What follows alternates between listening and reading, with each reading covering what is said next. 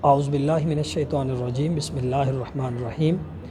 آج کا ہمارا موضوع ہے حقوق العباد، اور حقوق العباد میں رشتہ دار، مہمان اور مریضوں کے کیا حقوق ہیں۔ انشاءاللہ آج اس کا ہم مطالعہ کریں گے۔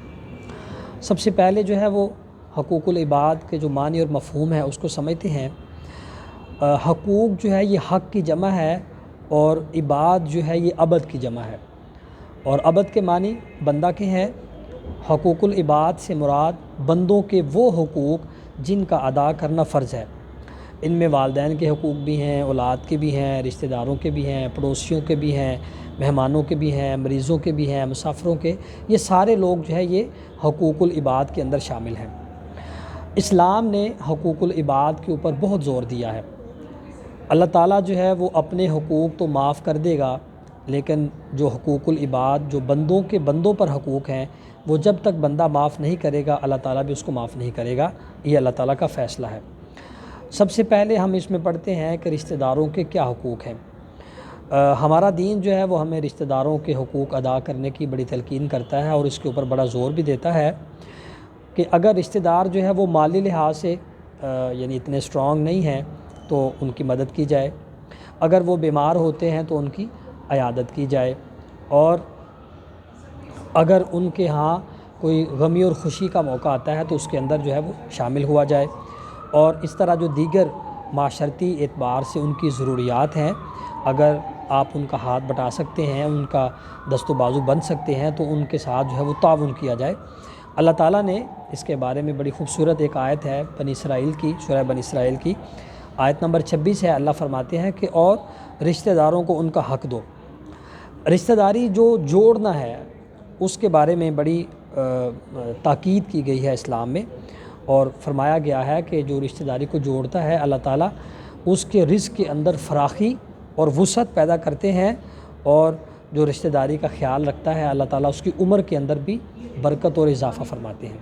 یعنی یہ اس کے فوائد میں، اس کی فضیلت کے اعتبار سے رشتہ داری اور صلہ رحمی اختیار کرنے والا جو ہے اس کی رزق اور عمر کے اندر اللہ تعالیٰ برکت دیتے ہیں، اور قطع رحمی کرنے والا جو ہے اس کے رزق کے اندر جو ہے وہ بے برکتی اور عمر کے اندر جو ہے وہ کمی واقع ہوتی ہے۔ اور یہ کوئی اپنی طرف سے بات نہیں ہے، یہ فرمان ہے اللہ کے رسول صلی اللہ علیہ وسلم کا۔ آپ نے ارشاد فرمایا کہ جس کو یہ پسند ہو کہ اس کی روزی میں وسعت اور اس کی عمر میں برکت ہو تو اس کو چاہیے کہ صلہ رحمی کرے۔ یعنی صلہ رحمی سے کیا مراد ہے؟ یعنی اپنے رشتہ داروں کے ساتھ اچھا سلوک کرنا۔ اس میں بھی خاص طور پر وہ رشتہ دار، رحمی سے مراد یعنی رحم مادر سے ہے، یعنی ماں کے پیٹ سے جو فرسٹ بلڈ ریلیشن ہوتا ہے وہ مطلب ٹاپ آف دی لسٹ ہیں، اس کے علاوہ باقی لوگ بھی ہیں، ان کے ساتھ اچھا سلوک کیا جائے۔ آج جو ہے وہ رشتہ داروں کے اندر بڑی پھوٹ ہے۔ آج اس کی بہت ساری وجہ ہے، چونکہ مٹیریلسٹک سوچ ہے، ہم چیزوں کو سوچتے اس حوالے سے ہیں، لوگوں کو ہم پیسوں کے اندر تولتے ہیں، عہدوں کے اندر تولتے ہیں۔ رشتہ وہاں کریں گے جہاں پر گھر اچھا ہو، گاڑی رکھی ہو، جہاں کم از کم ہمارے سے اچھے ہوں ان کے گھر کے حالات۔ بیٹی وہاں پہ دیں گے، بیٹے کا رشتہ بھی کوشش کریں گے وہیں پہ ہو، لہٰذا جو غریب رشتہ دار ہیں ان کے ہاں جانے کا رواج جو ہے وہ ختم ہوتا جا رہا ہے۔ تو یہ کسی بھی اعتبار سے جو ہے وہ مناسب نہیں ہے۔ تو آپ صلی اللہ علیہ وسلم نے ارشاد فرمایا کہ رشتہ داروں سے تعلق جو ہے اس کو نہیں توڑو۔ بڑی سخت حدیث آپ نے فرمایا کہ لا يدخلون الجنۃ قاطعون، جنت کے اندر داخل نہیں ہوگا جو رشتہ داروں کے ساتھ رشتہ داری کو توڑتا ہے، توڑنے والا، رحمی رشتوں کو توڑنے والا وہ جنت میں داخل نہیں ہوگا۔ نبی اکرم صلی اللہ علیہ وسلم کی زندگی جو ہے وہ قیامت تک تمام امت اور تمام انسانوں کے لیے ایک رول ماڈل ہے، ایک اسوہ حسنہ ہے۔ آپ صلی اللہ علیہ وسلم جو ہے وہ اس کا انتہائی خیال فرماتے تھے، رشتہ داروں کی خبر گیری کرتے، ان کے مالی مدد اگر ضرورت ہوتی تو وہ بھی کرتے، ان کی ضرورتوں کا خیال رکھتے۔ حضرت شیمہ نبی اکرم صلی اللہ علیہ وسلم کی بہن تھی، رضائی بہن، دودھ شریک بہن، جب بھی وہ اللہ کے رسول صلی اللہ علیہ وسلم سے ملنے کے لیے آتی تو آپ صلی اللہ علیہ وسلم کھڑے ہو کر ان کا استقبال کرتے، اپنی چادر نیچے بچھاتے، ان کو ان کے اوپر بٹھاتے جب تک وہ آپ صلی اللہ علیہ وسلم کے پاس رہتی۔ آپ صلی اللہ علیہ وسلم صرف ان کی طرف دھیان کرتے، کان رکھتے اور ان کی باتیں سنتے، ان سے باتیں کرتے۔ جب وہ جانے لگتی تو اللہ کے رسول صلی اللہ علیہ وسلم ان کو تحفے تحائف بھی دیتے، اور اس کے علاوہ جو ہے اللہ کے رسول صلی اللہ علیہ وسلم ان کو باہر دور تک ان کے ساتھ باتیں بھی کرتے اور ان کو دور تک جو ہے وہ سی آف کر کے آتے ہیں۔ نبی اکرم صلی اللہ علیہ وسلم نے مہمانوں کے حقوق جو ہے ان کے اوپر بھی بڑا زور دیا ہے۔ مہمانوں کے حقوق جو ہے اس کے بارے میں سب سے پہلی بڑی امپورٹنٹ بات اللہ کے رسول نے فرمائی، بلکہ اسلام جو ہے وہ ہمیں اس بات کی تلقین کرتا ہے کہ مہمان اللہ تعالیٰ کی رحمت ہے۔ آج ہم زحمت سمجھتے ہیں، اس کی وجہ یہ ہے کہ کچھ بھاگ دوڑ ہماری دنیا کے لیے زیادہ ہو گئی ہے، اور جو خاص طور پر ہمارا مڈل کلاس طبقہ یا لوور کلاس طبقہ ان کے ہاں تو بڑا ہی ہوتا ہے کہ ظاہر مہمان آئے گا تو کوئی 1000 500 1500 2000 جو بھی کیپیسٹی ہے اس کے مطابق خرچ کرنا پڑے گا، گھر کے حالات پہلے اچھے نہیں ہیں۔ بہرحال یہ سوچیں ساری ہمارے ذہن میں آتی ہیں، تو اس حوالے سے ہم مہمان کو رحمت نہیں زحمت سمجھتے ہیں۔ نبی اکرم صلی اللہ علیہ وسلم کا طریقہ تھا کہ جب بھی آپ کے گھر کوئی مہمان آتا تو آپ اس کی خوب جو ہے وہ خاطر مدارت کیا کرتے تھے، اس کی ضرورتوں کا خیال رکھتے اور اس کے اچھے اور برے کا خیال رکھتے کہ کوئی بات اس کو بری نہ لگے۔ اللہ کے رسول صلی اللہ علیہ وسلم انتہائی عزت دیتے اور تکریم کرتے، یعنی جاتے ہوئے اس کو کوئی تحفے تحائف دے کر بھیجتے تھے، اور گھر کے باہر دروازے تک جو ہے وہ رخصت کرنے کے لیے جاتے۔ اس کے بعد جو ہے وہ اللہ کے رسول صلی اللہ علیہ وسلم کا ایک فرمان ہے کہ جو شخص جو ہے وہ آخرت پر اور اللہ پر ایمان رکھتا ہے اسے چاہیے، اس کے اوپر لازم ہے کہ وہ مہمان کا اکرام کرے۔ مہمان نوازی جو ہے یہ صرف اللہ کے رسول صلی اللہ علیہ وسلم نہیں بلکہ تمام انبیاء کی سنت ہے۔ نبی اکرم صلی اللہ علیہ وسلم نے اس حوالے سے بہت سی مثالیں چھوڑی ہیں، صحابہ نے بھی بہت سی مثالیں چھوڑی ہیں کہ خود جو ہے وہ بھوکے رہتے تھے اور مہمان کو پیٹ بھر کے کھانا کھلاتے تھے۔ ایک دفعہ جو ہے وہ اللہ کے رسول صلی اللہ علیہ وسلم کی خدمت میں ایک سائل جو ہے وہ حاضر ہوا۔ نبی اکرم صلی اللہ علیہ وسلم کے گھر میں پانی کے علاوہ کچھ نہیں تھا۔ آپ نے اناؤنس کیا کہ کوئی اسے مہمان رکھ لے اپنے گھر۔ ایک صحابی کہتے ہیں کہ ٹھیک ہے میں لے جاتا ہوں۔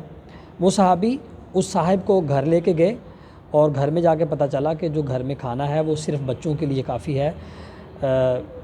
جذبہ اثار اور اللہ کے رسول صلی اللہ علیہ وسلم کی تعلیمات کا اثر دیکھیں۔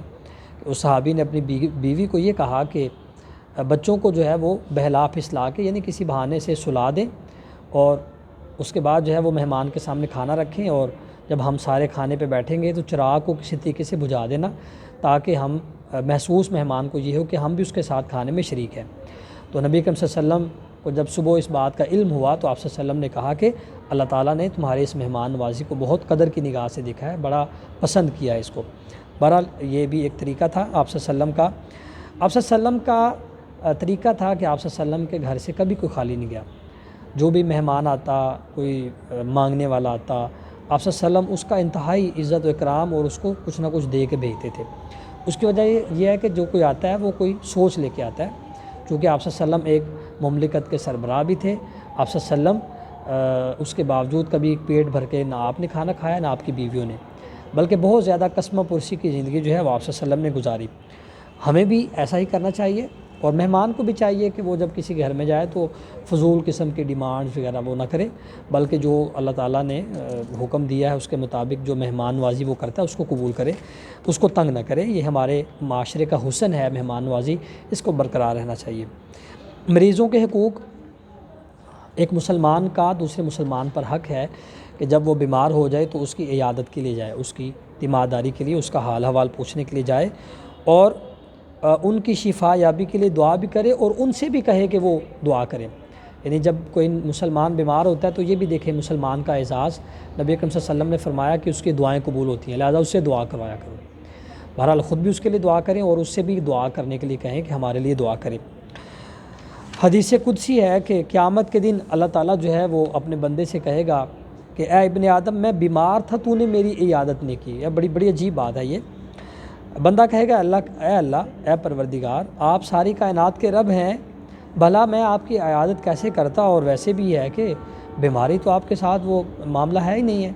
تو اللہ تعالیٰ فرمائے گا کہ اے میرے بندے، اگر تو فلاں میرا بندہ جو بیمار ہوا تھا اس کی تیمارداری کرتا، اس کا خیال کرنے کے لیے جاتا تو مجھے وہیں پاتا، میں اس کے پاس ہی موجود تھا۔ بیماروں کی عیادت کرنے والے جو ہے ان کے لیے اللہ تعالیٰ کے جو فرشتے ہیں وہ بھی دعا کرتے ہیں۔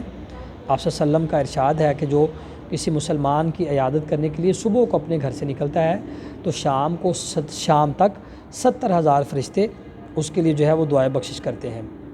بیمار لوگوں کی عیادت کرنے سے اللہ تعالیٰ کی رحمتوں کا نزول بھی ہوتا ہے۔ عیادت کرنے والا جو ہے اس کے اللہ تعالیٰ گناہ بھی مٹا دیتے ہیں، اور اللہ تعالیٰ کی جو نورانی مخلوق ہے فرشتے، وہ اس کے لیے بخشش کی دعا بھی کرتے ہیں۔ اس میں کچھ پروٹوکول آپ کہہ لیں، کچھ ہوتا ہے نا، ایک رسم و رواج ہوتے ہیں مہمان کے لیے جب جائیں اس کی تیمارداری کے لیے، اس کے لیے کچھ تحفے وغیرہ لے کے جائیں، اور اگر کوئی مالی امداد کر سکتے ہیں وہ بھی کریں، میں بھی اس میں وہ دعائیں وغیرہ لینے کی سکت نہ ہو۔ خاص طور پر جو غریب رشتہ دار ہیں ان کے ہاتھوں ضرور جانا چاہیے اور ان کی بھرپور مدد کرنی چاہیے اگر اللہ نے ہمیں پیسے دیے ہیں۔ بہرحال اس طرح کی چیزیں ہیں۔ اللہ کے رسول صلی اللہ علیہ وسلم کے گھر کے اندر ایک مہمان آیا، آپ کے پاس جو ہے وہ بکری کا تھوڑا سا دودھ تھا، آپ نے یہ دودھ اس مہمان کو پلا دیا اور خود ساری رات بھوکے سوئے۔ بہرحال اس طرح کی بہت ساری چیزیں ہیں، اللہ تعالیٰ ہمیں اس پر عمل کی توفیق عطا فرمائے۔